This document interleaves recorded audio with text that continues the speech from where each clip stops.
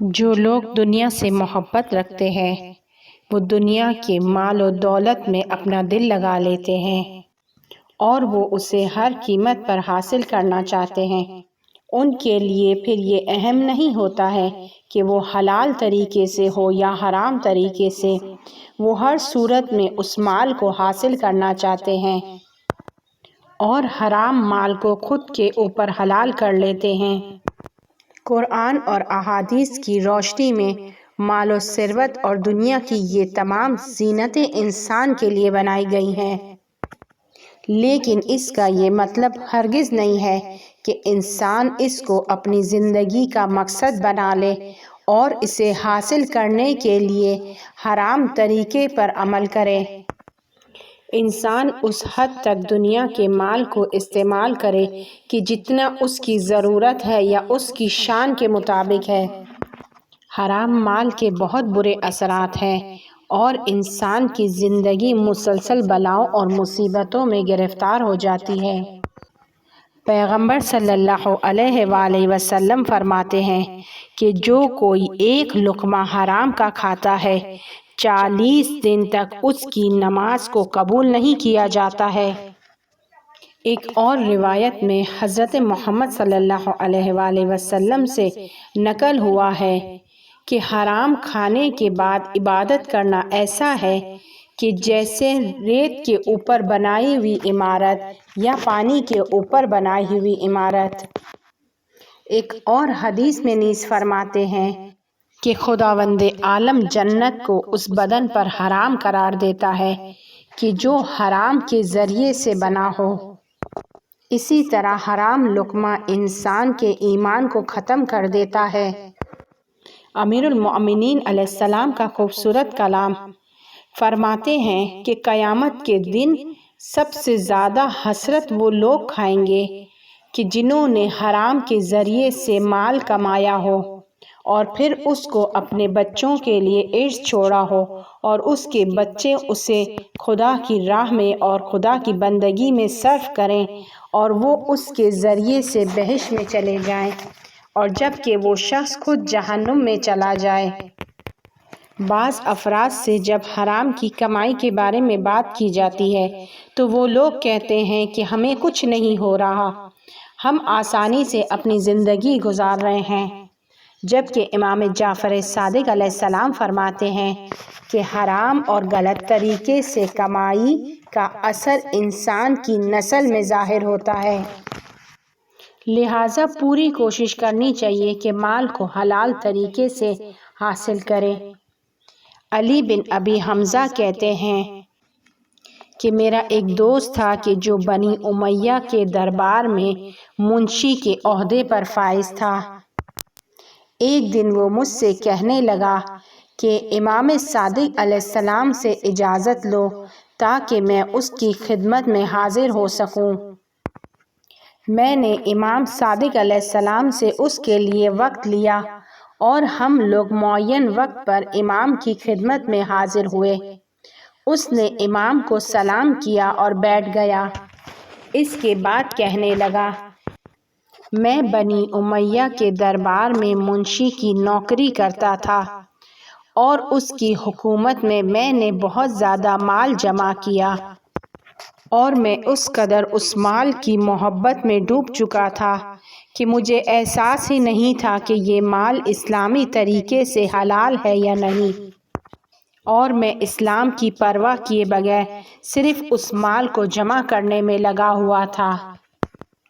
اس پر امام صادق علیہ السلام نے فرمایا، اگر لوگ بنی امیہ کو اس کے کاموں میں رہنمائی نہیں کرتے، مدد نہیں کرتے تو وہ اہل بیت رسول اکرم صلی اللہ علیہ وآلہ وسلم کے حقوق کو پامال نہیں کر سکتا تھا۔ اس کے بعد میرے دوست نے امام سے سوال کیا، کیا میرے لیے کوئی نجات کا راستہ ہے؟ امام صادق علیہ السلام نے اس سے پوچھا، اگر میں تمہیں راستہ بتاؤں تو کیا تم اس پر عمل کرو گے؟ تو وہ شخص کہنے لگا کہ ہاں میں عمل کروں گا۔ امام نے اس شخص سے کہا کہ وہ تمام مال و دولت کے جو تم نے بنی امیہ کے منشی ہونے کی حیثیت سے جمع کیا تھا ان سب سے اپنا دل موڑ لو اور اسے اس کے صاحب تک واپس لوٹا دو، اور اگر صاحب کو نہیں جانتے ہو تو اس کو راہ خدا میں خرچ کر دو، غریبوں کو صدقہ دے دو۔ اگر تم اس طرح عمل کرو کہ تمام مال و دولت کو اس کے صاحب تک لوٹا دو اور جس کا نہیں معلوم اسے غریبوں کو صدقے میں دے دو، تو میں تمہارے لیے ہمیشہ رہنے والی جنت اور ابدی سعادت کی ضمانت دیتا ہوں۔ جب میرے دوست نے امام صادق علیہ السلام کی یہ بات سنی تو تھوڑی دیر کے لیے چپ ہو گیا اور امام کے دستور کے مطابق سوچنے لگا۔ اس کے بعد اس نے فیصلہ کیا اور کہا کہ میں آپ کے دستور پر عمل کروں گا۔ علی بن حمزہ کہتے ہیں کہ وہ شخص ہمارے ساتھ کوفہ واپس آیا اور امام کے کہنے کے مطابق اس کے پاس جتنا مال و دولت تھا، جو کچھ اس نے بنی امیہ کی حکومت میں جمع کیا تھا، اس نے اس تمام مال و دولت کو اس کے صاحب تک لوٹا دیا اور جس کا نہیں معلوم تھا اسے راہ خدا میں صدقہ دے دیا۔ حتیٰ وہ کپڑے جو اس نے پہنے ہوئے تھے وہ بھی نکال دیے۔ دنیا کے مال و دولت میں سے اب اس کے پاس کچھ بھی باقی نہیں بچا تھا۔ میں نے اپنے دوستوں اور رفیقوں کے ساتھ مل کر کچھ پیسے جمع کیے اور پھر اس شخص کے لیے لباس خریدا، اور جو پیسے باقی بچ گئے تھے وہ اس کو دے دیے تاکہ وہ اس سے اپنی زندگی گزار سکے۔ خوش قسمت تھا وہ شخص کہ جس نے دنیا میں ہی اپنے مال حرام کی حساب کر لیا اور اپنی اس اخلاقی بیماری کو یعنی مال و دولت کو جمع کرنے کی ہوس کو اس نے امام کے ذریعے اپنے وجود سے نکال دی اور مال کی بندگی سے آزاد ہو گیا۔ وہ شخص کہتا ہے کہ اس جریان کو ابھی کچھ مہینے ہی گزرے تھے کہ وہ شخص شدید مریض ہو گیا، بہت زیادہ مریض ہو گیا اور بستر سے لگ گیا۔ ہم دوست مسلسل اس کی عیادت کو جاتے تھے۔ ایک دن جب میں اس کے پاس گیا تو میں نے دیکھا کہ اس کی حالت بہت خراب ہے، وہ بہت زیادہ مریض ہو گیا ہے، وہ جان کنی کی حالت میں ہے، سکرات کی حالت میں ہے اور اپنی زندگی کے آخری لمحات کو گزار رہا ہے۔ جب میں اس کے پاس پہنچا تو اس نے آنکھیں کھولی اور میری طرف ایک نگاہ کی اور مجھ سے کہنے لگا کہ علی بن ابی حمزہ، امام صادق علیہ السلام نے جو مجھ سے وعدہ کیا تھا اس کو وفا کر دیا۔ اس کے کہنے کے بعد اس نے اپنی آنکھیں بند کی اور اس کا انتقال ہو گیا۔ علی بن ابی حمزہ کا کہنا ہے کہ میں کوفہ سے مدینے واپس لوٹ آیا۔ میں امام صادق علیہ السلام کی خدمت میں پہنچا۔ جیسے ہی امام صادق علیہ السلام کی نظر مجھ پر پڑی تو مجھ سے فرمانے لگے کہ علی بن ابی حمزہ، خدا کی قسم، ہم نے تمہارے دوست کو جو وعدہ دیا تھا وہ ہم نے پورا کر دیا۔ ہم نے جو جنت کا وعدہ دیا تھا وہ وفا کر دیا۔